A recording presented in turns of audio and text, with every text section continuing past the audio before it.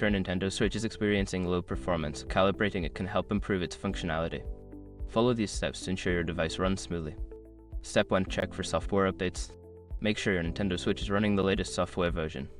Go to System Settings, select System, and then choose System Update to check for and install any available updates.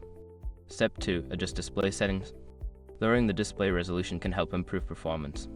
Navigate to System Settings, select TV Settings, and adjust the resolution settings to a lower option if you are experiencing lag during gameplay.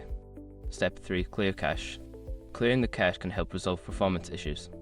Go to System Settings, select Data Management, and then choose Save Data Cloud Backup. From there, select the game you want to clear the cache for and follow the prompts. Step 4. Manage storage. Ensure you have enough free space on your device. Go to System Settings, select Data Management, and check the available storage.